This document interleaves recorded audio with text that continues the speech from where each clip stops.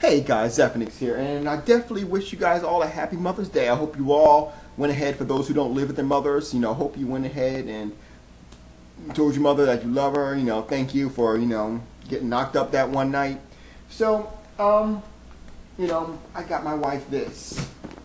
We're having our first baby together, so I'll show you what I bought her. I actually bought her this boppy thing. Basically what it is she's been having like a hard time sleeping at night. Because of the pregnancy. So what I did was I bought her this pillow. This pillow is actually designed to go ahead and make her, make her everything a little more comfortable so she can have some good sleeping at night, So, that's pretty much what that does. So I'm hoping that it'll help her. It better help her. It costs interesting amount of money. No, seriously, I mean, it costs a lot. It costs about $50. But anyway, so I saw the new movie Thor recently, and I gotta admit, it was actually really good. Some people's gonna like it, some people's not. I've actually never really read the original Thor comic book origin before. I never did, but be honest with you, this is one of those situations where I kind of don't care. Like, it's not that I don't care about Thor per se. I mean, it's not the case, because But what I mean is that I was really like the origin story that happened with Thor. I mean, they didn't really give an origin story, but what they did was they kind of told the story about Thor, and basically, let me give you a little synopsis. Thor was basically, he's a fantastic warrior, and he's gotten cocky, So what's been going on is that at one point he decides to lead an expedition against his father's will to go ahead and take on the Frost Giants. So he's fighting them, and basically the Frost Giants and Asgard have this truce, basically, and it's come to the point right now where the truce is basically it's all but nothing now, thanks to Thor. So because he's so arrogant and all that, Odin decided to go ahead and cast him down to the bottomless whatever, not bottomless, rather to Midgard, if you will, to actually Earth. Now, the one thing I want to go across is this, because it could have got bad, basically. So that's basically, so when you already say, okay, you got one guy, basically a god/alien guy coming from one universe to another. So basically with that, I mean, it automatically kind of reads out, well, he's in a place not his own, he's totally alien to this thing, and woo, craziness and comedy ensues, I thank God they didn't go in that direction. I mean, they touched on it a little bit, but it wasn't that Thor, and this is a key part right here, it wasn't that Thor was, like, totally out of place. He understood how it went. He was just a little out of touch with the mannerisms of that area. That's basically what it was. He wasn't, his mannerisms, per se, wasn't exactly on par, basically. But it wasn't like he couldn't, like, pass for, a human or, I like that. Because I was like, when I first saw it, I was like, okay, I swear to God, this better not be one of those kind of movies. Those, It wasn't. It was really good.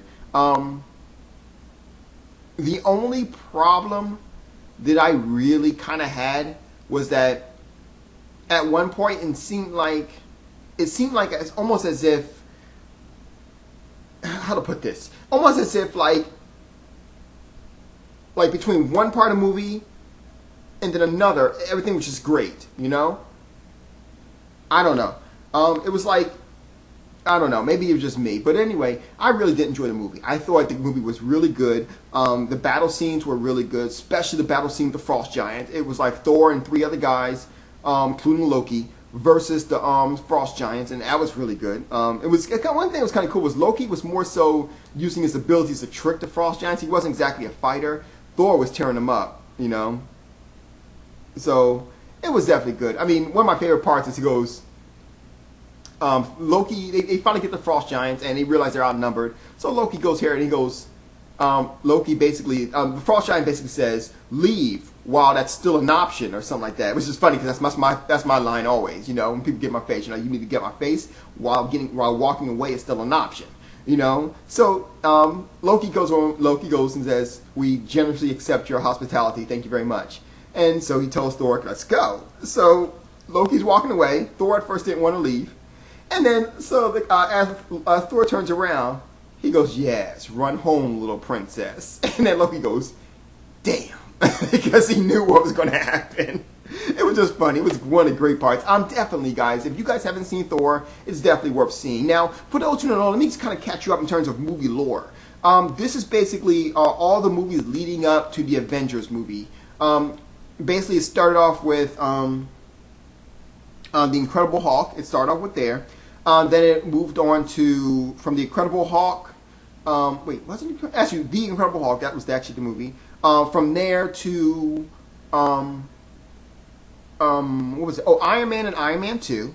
Then from there, it moves on to Thor. Then from there, it's going to move on to Captain America. Now, from there, it's going to move on to the Avengers. Now, let me just advise you guys something, too. Some interesting things, too. Thor, Hawkeye was actually there. Now, for those who don't know Hawkeye, yes, I know I say a lot. And someone was saying that on my page. I say a lot. Yeah, you guys must be new to my page. I say a lot. Anyway, so, yeah.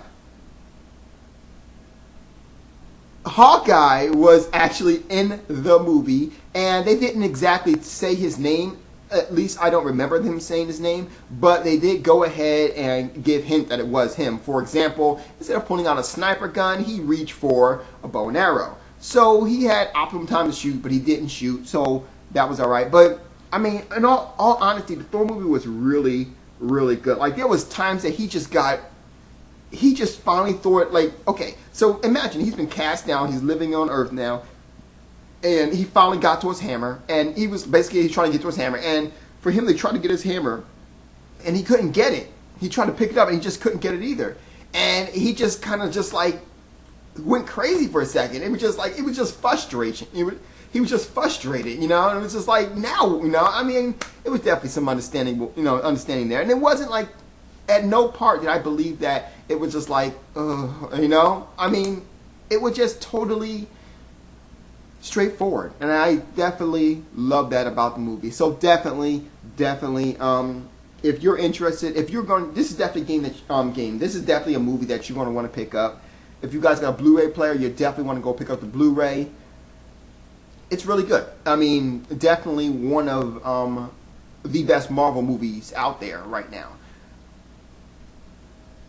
By the way, I'm just talking about the Avengers types. Definitely not Spider-Man, because Spider-Man's owned by Sony. So I'm not saying that that's bad, because in all honesty, I think the original Spider-Man movies were good, but I don't know anything about the new Spider-Man movie per se. But I thought the first three Spider-Man movies were actually pretty good, despite what some critics may have said about 3. I thought Sony did a fantastic and bang-up job with the Spider-Mans, but that's just me. The Incredible Hulk, I will admit the first Incredible Hulk wasn't as good as I wanted it to be, but the second one was fantastic. But anyway, that was done by the same company who's doing all the Avengers movies. What else? What else was there? X-Men. I thought all 3 X-Men were good. I mean, I did. I thought all 3 of them were really good. I mean, they could have been better. I mean, they should have just named it Wolverine and the X-Men like they did the cartoon.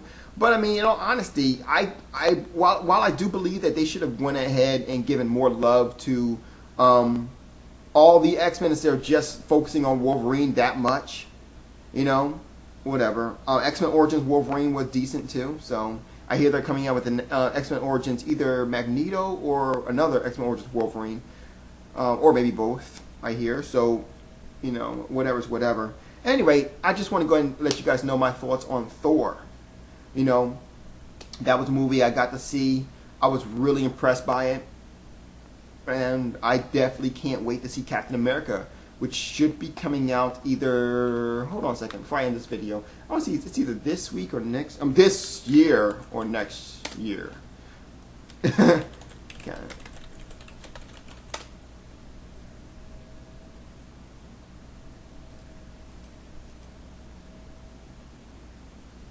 This year.